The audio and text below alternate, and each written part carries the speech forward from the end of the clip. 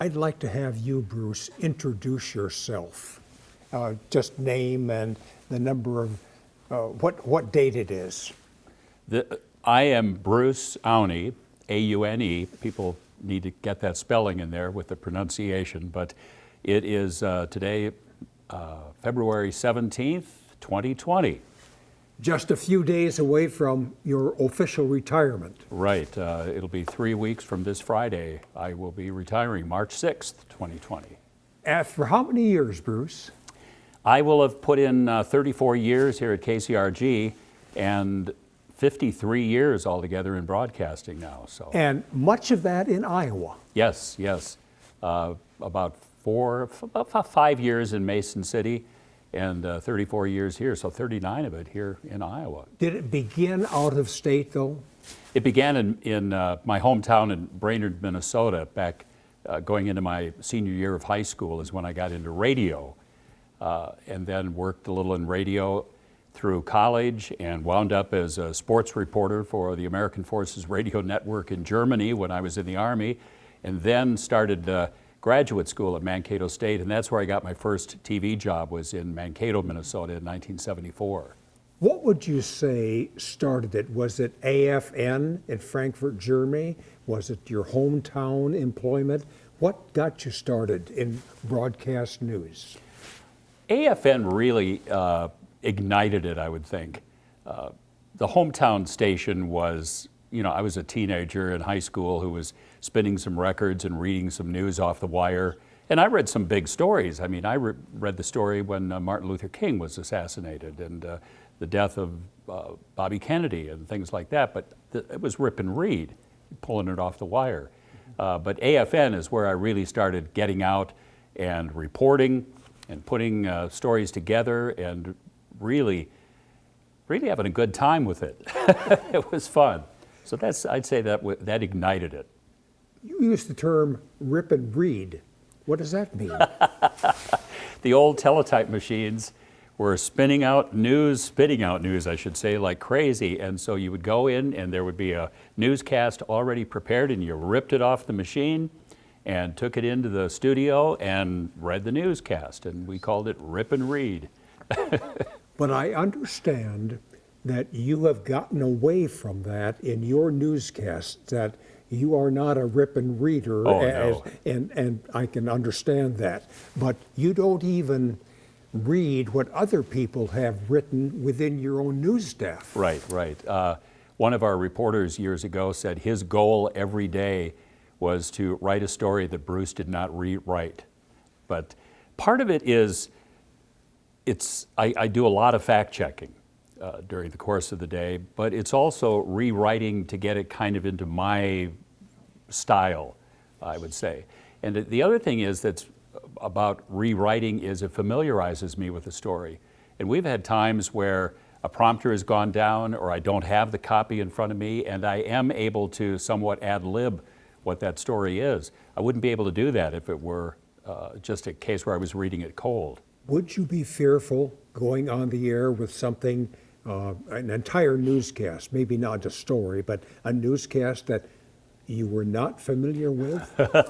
Yes, I've said that so many times that one of these days I'm going to do a newscast where I have not read anything ahead of time. I've never had the guts to do that. I always have to go in and check it out and work things, change that passive verb to active or whatever, and just rewrite a little bit. Bruce, we couldn't do an interview at retirement without saying how technology has changed your job. What's the big thing? Is it satellite transmission? Is it digital news or what? Well, the changes have been mind-boggling. They really have, because when I started, we were still shooting film and working with manual typewriters, and the move into videotape was a huge development because you could. You used to have limited an interview to 3 or 4 questions, and that was it. Videotape, you could expand that a little bit, and you could reuse the tape. Getting into microwave technology for live shots, was really something. Want to hear about the first live shot I ever did? It was the 1984 Democratic caucuses. I was the news director in Mason City at KIMT TV, and I suddenly realized one day that the Democratic headquarters in Mason City was just across the alley and down about 3 stores. So I got our chief engineer and said, could we run cable out the back door of the station and over the roofs of these buildings and down through the back door of their headquarters? And he goes, yeah, I think we can do that. So that's how we did our first live shot at KIMT during the 1984 caucuses. So the development has just been phenomenal. Getting into satellite technology when you can report from anywhere. Now we're into backpack technology where we have these little units that they can take out that are so maneuverable and gives us so much flexibility in a live report. It's unbelievable. And Google. I look back and try to think, how did we do this before Google? You had to do research, and you had to really a lot more interviewing, a lot more phone calls and everything. And now it's just a quick Google and you've got the information. And the demographics among the news staff. When I started, we were all men in the newsroom, all men. And I remember the first woman we hired was a meteorologist. Well, she wasn't technically a meteorologist, she did the weather. And I walked through the lobby one night. I was doing sports at KEYC in Mankato at the time. What year would that be? This would be probably late 70s, 77, 78, somewhere in there. And I walked by, and we had the TV set on in the lobby, and as I walked by, she's doing the weather, and all of a sudden she goes, and I went, what in heaven's name was that? No, I'm sorry, I got that wrong. She went like that. She snapped her fingers. Boy, I got it wrong. And I thought, that's kind of jolting. And then a few seconds later, she did it again. And so I went up to the control room and I said, what is she doing? And they said, well, that's her cue to us to change the graphics. So, but she was the first woman we employed there in the news department. It's kind of like, they went a little crazy with the movie Anchorman, but that was one of the big developments in the movie, is the first woman who's become part of the news team. Yes. And so today, I don't know how we would operate without the women we have in the newsroom, because they're such a vital part. Yes. Nobody even thinks about the fact that we could ever operate with just one gender in there. But also adding a somewhat different perspective because of gender. Not only talent, but also the different perspective. Oh, yes, yes.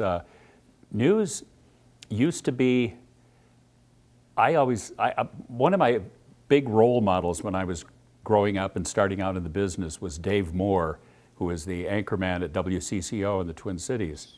And what I always liked about Dave Moore was that he put an element of humor into a newscast. You remember how news used to be just really straightforward, and you just delivered it, and yes, there was nothing out of line. And I think that was very male-oriented. Yes.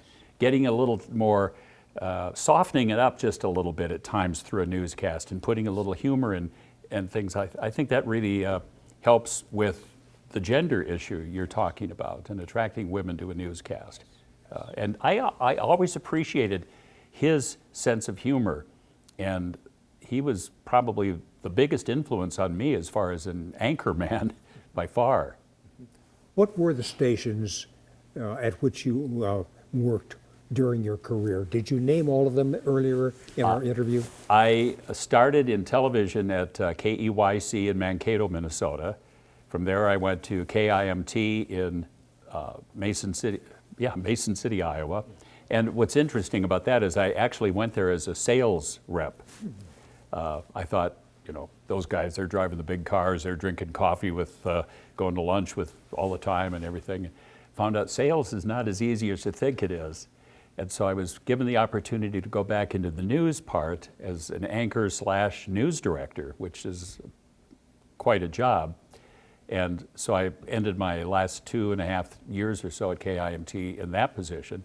From there I went to WREX in Rockford, Illinois, and from there to WILX in Lansing, Michigan. And while I was at Lansing, I heard that there was an opening at KCRG in Cedar Rapids. And I had no desire to go to KCRG in Cedar Rapids. It was a bad number 3 in the market at the time. And I sent a videotape over and a resume, thinking that I would get the 2 stations, maybe I could get a raise over there in Lansing. Well, it turned out to be kind of a little bidding war, and I was really amazed by it. And finally, KCRG won out. And here I am, 34 years later. Congratulations, Bruce, on Thank you. those 34 years. It's wonderful to have had you in the market. Oh, thank you, Dean. I appreciate that.